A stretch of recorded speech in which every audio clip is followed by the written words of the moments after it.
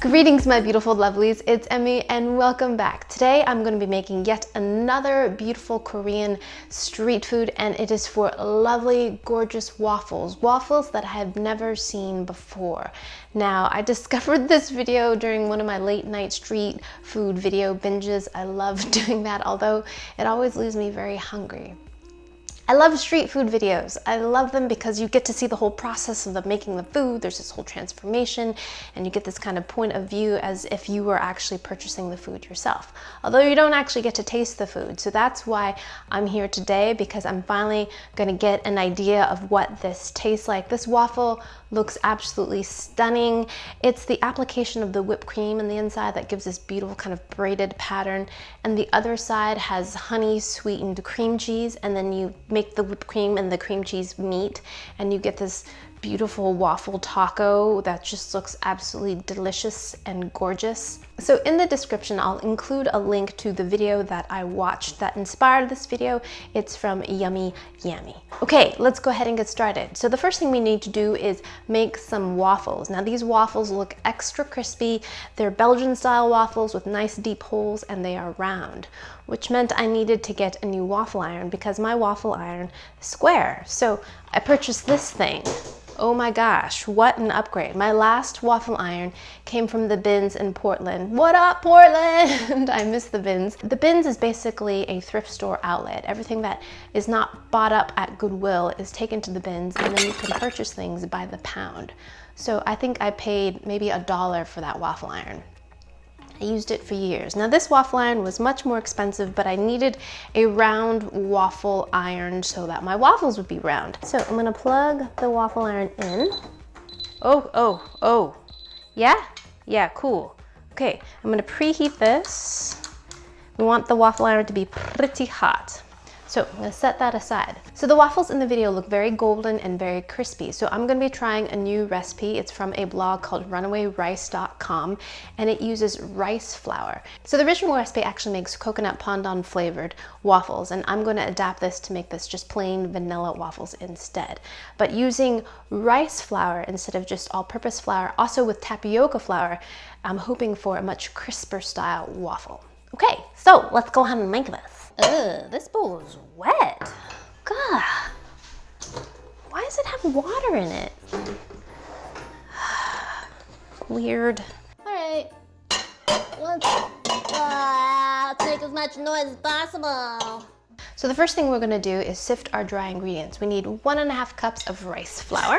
I'm using mochiko. It doesn't say specifically in the recipe if it's glutinous rice flour or just rice flour. So I'm gonna be using mochiko. Try not to get it all over the place. 1/2 cup of tapioca flour. The last time I used this was to make homemade boba, which are actually delicious. Way more delicious than the pre-made ones. 1/2 cup of all-purpose flour. 1 tablespoon of baking powder. Boop. 1/4 teaspoon of salt. Boop, boop. Sift that all together.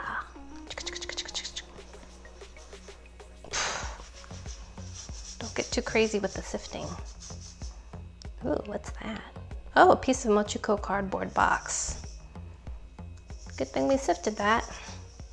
That's just salt. Okay, in another bowl, we're gonna combine 2 eggs. Boop. Whisk those up a little bit. Now we're gonna add 1/2 cup of sugar.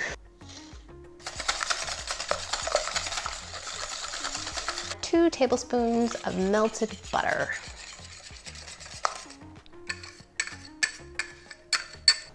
Get all of that in there. And instead of pandan, I'm gonna add a little bit of vanilla extract. Boop, boop, boop. And now the 1.5 cups of milk.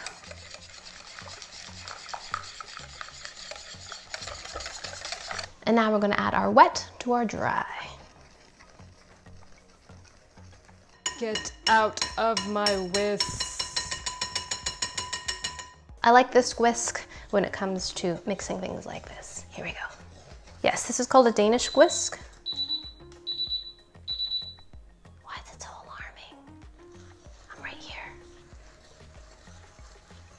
As I was saying, this is a Danish whisk. It's really great for thick batters and doughs. And actually it is used for bread making. But I like using it for waffles and pancakes because it makes swift work of things, you know? Is that an ant in my batter? Probably. Well, if I spot it again, I will extricate it. Otherwise, I didn't see it.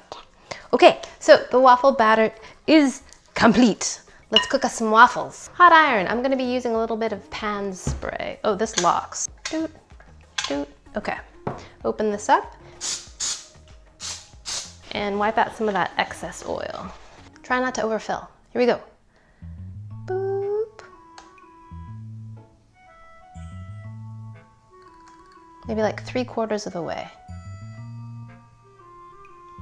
I know, it doesn't look full, but it gets full.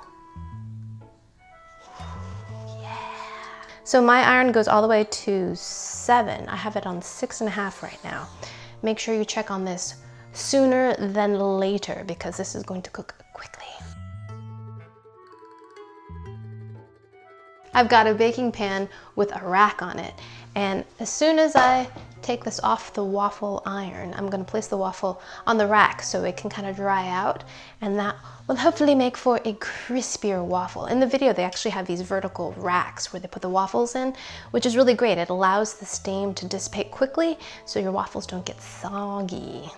Alrighty, my lovelies, so I finished the waffles, and a couple tips. I found that if you have a fan at the ready to blow on your waffles right when they come out of the iron, they will crisp up better. And then while they're warm, give them a little bend and put them on a rack so they have like a little taco shape, and they should be at their crisp best. So we're gonna take 1 package of room temperature cream cheese, plop it into a bowl. Boop. 2 tablespoons of honey. I keep bees, if you didn't know already. I will put a link down below to my bee channel. I have not been doing bee vlogs this year. It's just been a little bit nuts, but I still have bees. The bees are doing just fine. The summer was a great flow, so I expect to have a good harvest this year. Give thanks to the honeybees. So I'm gonna put in 2 tablespoons of honey. This is going to be a sweet filling. Now we're going to take this and just beat it up. Slowly at first. So what makes this waffle look absolutely beautiful is the application of the whipped topping. So in the video, they pour a product into a mixer and they beat it until it fluffs up. If you were to beat regular cream the same way, you would end up with butter. So I'm convinced they use some sort of non-dairy creamer product. So rather than using that, I'm going to be using Cool Whip, which is a non-dairy pre-whipped topping. But you see how smooth it is? It's just smooth and whipped. And I'm gonna add some of this to the cream cheese to lighten it up. Dollop like that. But in terms of flavor, regular true whipped cream is far superior. So we're gonna go back and forth, smoothing the surface of the cream, then taking a dollop. Looks like our dollop has to be a bit fatter, and go like that. Push it onto the edge like that. Kinda getting it. Drizzle some honey right on this side. Oh my gosh, this is gonna be amazing. Amazing, like that. And then our cream cheese. Gonna smear some on this side, that side, like that. And then we're gonna press it together. Oof, that looks pretty good. Another technique would be just to take a piping bag with a large hole and no tip, fill it with your whipped topping, and just pipe nice big fluffy blobs, and then continue with your honey and your cream cheese.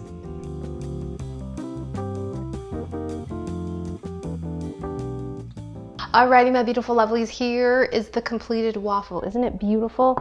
Just chock filled with whipped topping, cream cheese, and honey. Can't wait to taste this beautiful thing. Alrighty, it's gonna be a mouthful. Here we go. Itadakimasu.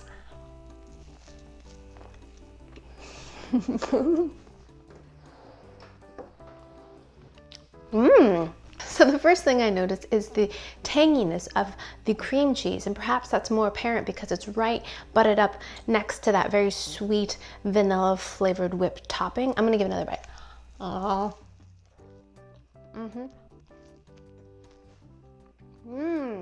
It's really nice. I love the level of sweetness. We've got lots of layers of sweetness here too.